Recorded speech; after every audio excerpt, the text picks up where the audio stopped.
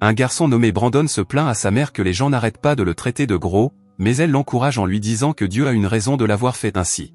Brandon a un frère plus âgé, Marty. Marty en a assez de son frère qui ne fait rien d'autre que de s'asseoir sur le canapé pour regarder la télévision et s'empiffrer. Comme d'habitude, Brandon ne prête aucune attention aux paroles de Marty et continue à faire ce qu'il veut. Alors qu'il regarde un joueur de football à la télévision, Brandon déclare soudain qu'il veut lui ressembler. À l'école, Brandon rejoint l'équipe de football. Comme c'est la première fois qu'il joue et qu'il ne connaît pas les règles, Brandon est réprimandé par son entraîneur. Marty et sa mère, qui regardent le match à ce moment-là, sont également ridiculisés par les autres spectateurs. L'entraîneur Tis, qui assiste au match, s'approche de Brandon et l'encourage en lui disant que s'il veut vraiment devenir un meilleur joueur, il doit être le premier à venir à l'entraînement et le dernier à rentrer chez lui. Après l'entraînement, le père de Brandon vient le chercher parce qu'il va dormir chez lui. Les parents de Brandon sont séparés depuis un certain temps car sa mère ne supporte plus son père alcoolique. Le matin, lorsque Brandon découvre son père ivre, il appelle immédiatement Marty. Lorsque Marty vient le chercher, il dit à son père de disparaître de leur vie. Quelques années plus tard, Brandon entre au lycée et rejoint l'équipe de football du lycée. Brandon est toujours le premier à venir à l'entraînement, avant même l'entraîneur Tis. Ce jour-là, Brandon et Marty vont voir l'équipe de football de l'Université de l'Arkansas s'entraîner et attirer l'attention de l'entraîneur Bender de l'Université de l'Arkansas. Brandon rêve de rejoindre une équipe championne de la NFL. Pour cela, il doit d'abord rejoindre une équipe championne de l'université afin d'attirer l'attention des recruteurs de la NFL.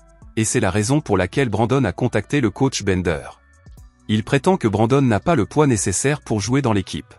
Néanmoins, Brandon est persuadé qu'il pourra encore grandir. Après avoir obtenu son diplôme de fin d'études secondaires, Brandon obtient une bourse d'études pour l'université Arkansas Tech. Sa famille est très heureuse d'apprendre la bonne nouvelle, mais Brandon déchire la lettre de bourse. Apparemment, Brandon voulait obtenir une bourse pour l'université de l'Arkansas afin de rejoindre l'équipe de ses rêves, les Razorbacks de l'Arkansas. La nuit, Brandon remarque secrètement que sa mère s'occupe de quelques factures à payer. Il se rend compte que son ego est allé trop loin, car sa famille a déjà de nombreux problèmes financiers. Il retourne dans sa chambre et récupère la lettre de bourse déchirée dans la poubelle, mais c'est à ce moment-là que sa mère arrive. Elle l'informe qu'elle croit en lui et qu'elle a contracté un prêt à la banque pour payer une année entière d'études à l'université de l'Arkansas. Brandon est fou de joie et promet qu'à la fin de l'année, il sera en mesure de rembourser l'argent à sa mère. Non seulement il a reçu le soutien de sa mère, mais son frère le soutient également en lui offrant un téléphone portable pour qu'il puisse l'appeler à tout moment s'il a besoin de quoi que ce soit. Lorsqu'il arrive sur le campus de ses rêves et qu'il est sur le point de commencer l'entraînement de l'équipe de football, Brandon devient l'objet de moqueries de la part des autres joueurs parce qu'il est gros. L'entraîneur Bender déclare qu'il ne pourra peut-être pas jouer. Pendant la séance d'entraînement, Brandon est le moins performant. Il a un excès de graisse corporelle qui l'empêche de bouger librement. Certains joueurs sont sélectionnés pour participer à la préparation de la saison, alors que Brandon n'a pas l'occasion de concourir, si bien qu'il ne peut même pas obtenir de bourse pour l'année suivante. De plus, Brandon est constamment taquiné par ses camarades de classe.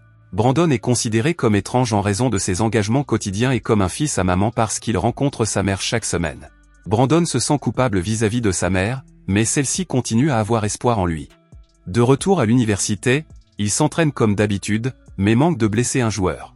À la fin de l'entraînement, l'entraîneur Bender l'aborde et lui dit qu'il va l'aider à perdre du poids. Depuis, chaque jour, son poids continue de baisser et sa technique de jeu s'améliore, à tel point que ses amis, qui l'intimidaient auparavant, se laissent maintenant berner par lui. Tout le monde est surpris par le changement de Brandon. Ce soir-là, pour la première fois, Brandon est invité à prendre un verre au bar. Ses amis commandent secrètement de l'alcool pour lui, même s'ils savent qu'il ne peut pas en boire. Après avoir bu 2 verres, Brandon déclare qu'il n'a qu'une seule chance d'étudier ici et qu'il se souviendra toujours de leur gentillesse. L'atmosphère devient rapidement gênante. Soudain, une serveuse s'approche pour informer tout le monde que l'alcool est terminé. Réalisant que ses amis se sont moqués de lui, le garçon est déçu et s'en va. Se sentant coupable d'avoir bu de l'alcool, Brandon décide de courir sous une pluie battante. Ses amis se sentent coupables et décident de lui tenir compagnie et de courir avec lui sous la pluie. Ils finissent ainsi par se réconcilier. Les premiers matchs de la saison commencent. Le soir après le match, Brandon est informé par l'entraîneur Bender qu'il a reçu une bourse complète de l'université de l'Arkansas. Sa mère et son frère sont très heureux pour lui. En 1997, lors d'un match contre la Floride, la vision de Brandon se trouble soudainement. Le jour même, Brandon commence à porter des lunettes de vue. Quelques jours plus tard, Brandon apprend que son père a été hospitalisé pour un cancer du poumon. Brandon veut rester pour s'entraîner, mais l'entraîneur Bender lui suggère de rendre visite à son père. Ce dernier meurt peu de temps après. Cette saison, les Razorbacks de l'Arkansas traversent une période difficile après quelques défaites. Les Arkansas Razorbacks envisagent alors de changer d'entraîneur et de réformer l'équipe. L'entraîneur Bender dit à Brandon de ne pas se faire trop d'illusions, car seul 1% des joueurs de la College League sont sélectionnés pour devenir des pros de la NFL. Il explique également que Brandon joue très bien, mais que le football est un jeu d'équipe. Le lendemain, le nouvel entraîneur trouve Brandon toujours en retard au camp d'entraînement. Brandon dit qu'il n'est pas nécessaire de réformer l'équipe parce qu'elle fera tout son possible pour gagner le match de cette année. Sachant que c'est sa dernière année à l'université, il doit faire de son mieux avec l'équipe pour réaliser son rêve. Il a donc organisé un camp d'été pour entraîner ses amis de la même manière qu'il s'est entraîné lui-même, et bien que ses amis ne soient pas aussi motivés que lui, Brandon encourage tout le monde à participer à l'entraînement. Leurs efforts sont largement récompensés, puisqu'ils parviennent à remporter le premier match de la saison grâce aux efforts de Brandon. Victoire après victoire, ils continuent à obtenir des résultats et la réputation de leur équipe augmente. Le parcours des Arkansas Razorbacks devient une légende pour le monde du sport et Brandon devient la star principale, étant nommé meilleur joueur de l'histoire du football universitaire. Enfin, le moment est venu de jouer le match que tout le monde attendait. Le match est intense, avec un score très serré. Arkansas et les supporters étaient persuadés que les champions nationaux allaient gagner cette année, mais à la dernière minute, Brandon a accidentellement heurté un ami qui courait avec le ballon. Malheureusement, grâce à cela, leur équipe a perdu le ballon. Leurs espoirs ont été immédiatement anéantis. Finalement, ils ont dû accepter la défaite et le titre de meilleure équipe d'Amérique est resté au Tennessee. Après le match, Brandon aborde l'ami qui l'a frappé pour s'excuser. Brandon ne veut pas que son ami soit blâmé pour l'erreur qu'il a commise, mais son ami affirme que ce n'est pas la faute de Brandon. Perdre fait partie du jeu et il est impossible de ne jamais faire d'erreur.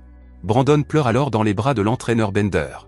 Quelques jours plus tard, Brandon et sa famille sont sous le choc lorsque le nom de Brandon est annoncé comme lauréat du prix All-America.